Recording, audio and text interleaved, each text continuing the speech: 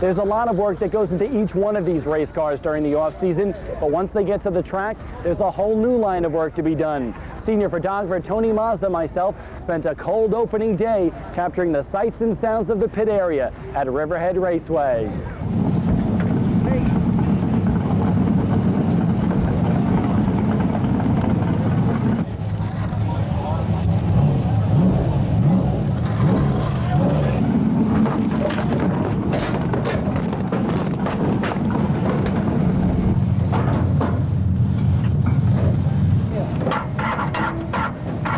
Pull the exhaust down so I can check it.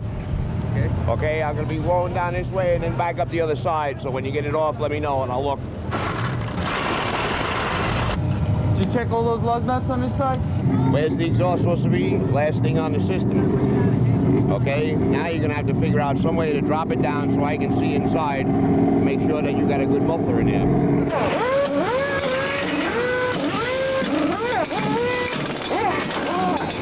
I'm not too happy with all them sharp edges on the nerf bars back there.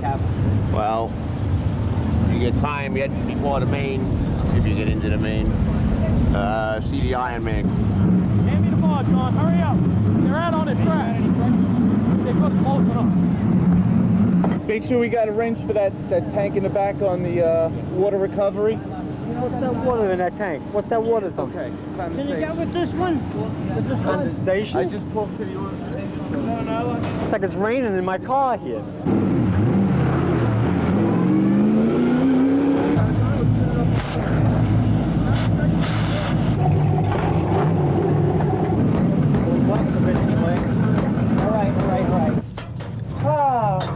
Just when everything's going fine, all of a sudden, I don't even get a practice. That's great.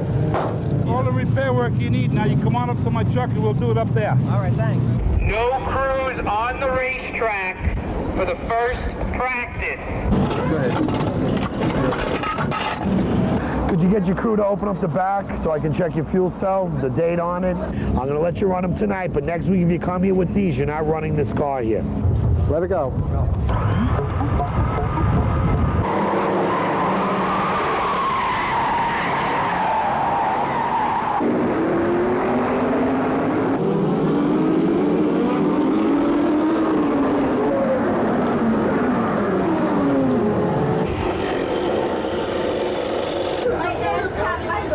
There you go, here's your fry. When we get it back to your stall, we're going to need to take all the spark plugs out, take the rocker arms off of number 6 cylinder, and we'll puff check you to validate the cubic inches.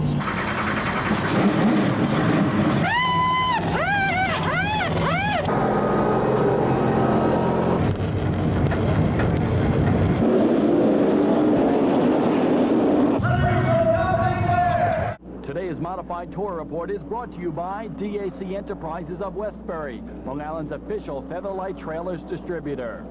Local favorite Steve Park led the field at the start of the Miller Genuine Draft 201. Behind the leaders, Ed Kennedy taps the 77, and Long Islander Mike Unitzko does a 360 on the backstretch. Steve Park's uncle Bill Park moved into the top 5, but the 20 slowed on lap 67, causing a multi-car chain reaction crash. Mike Stefanik put heat on Park and motored by the Sunoco number 8 to take the lead on lap 139. Park faded fast and pitted under caution with a flat tire. Three-time defending track champ Don Howe's run in the top 5 ended when the Gershow Recycling number 2 pulled in the infield with rear end problems. Late in the race, Rick Fuller was on the move. The Polar Beverages driver made a bold move on Stefanik. The 17 rode the rim to take the lead with 7 laps remaining and went on to record his first win this year. I had a whole ton of fun. When they handle like that, and you got such an upper hand on everyone, you're just like the bully in school, you know. And I did beat up on the little kids today. Steve Park hustled back through the pack for a 5th place finish, while Chuck Stoyer was the top hometown finisher. I lost my brakes at halfway through, like lap 100. And I was just sliding around, just trying to hold on, get a decent finish, but I had nothing to try to pass anybody. Modified point leader Tom McCann was not allowed to run the tour event. NASCAR officials said his motor was illegal. That left everyone questioning McCann's performance this year. Last week we set out to find out whether the rumors were fact or fiction. I haven't cheated in 21 years, and I don't plan to do it now. Scrutinizing eyes are now looking at McCann's performance this year and questioning its validity after his engine failed a compression test at Riverhead Raceway's modified tour event. We had too much compression in the engine, 12.2 or 12.3 to 1, so according to the tour rules, has to be 12.0 or you're out, so there was not much we could do at that point in time. The motor had been checked previously by Riverhead Raceway officials, but the equipment that was used may have been outdated. NASCAR updated their test equipment approximately 5 years ago, and we stuck with the old machine, and there are slight differences in the two. And last week, 3 of our cars were found to be illegal according to that tester, so this week we purchased that tester. And when the Hempstead Harley team showed up last Saturday, a crowd of onlookers gathered to watch as the engine was tested once again. This time, everything checked out A-OK. Something's not right. I don't know what, but we're legal, and that's what's important. But this was not the first time this season McCann has been under the gun for an illegal setup. A few weeks ago, a protest was filed against the team when its transmission was suspect to foul play. They had checked what they wanted to check, and we were legal, and we collected the money and subsequently donated it to charity. What was protested was legal, but the rule in that area is slightly vague, so on Monday I called Florida, and we felt the best thing to do was just tell them not to bring the transmission back. In fact, some have even accused McCann and crew of using a computer device in its racer. I don't know how to turn a computer on, no less even figure out how to make it. Rich Nemec, my crew chief, and Rich at PCHS, and my car owners are the guys that are making this thing come together. And there's no tricks, there's no magic, no mirrors.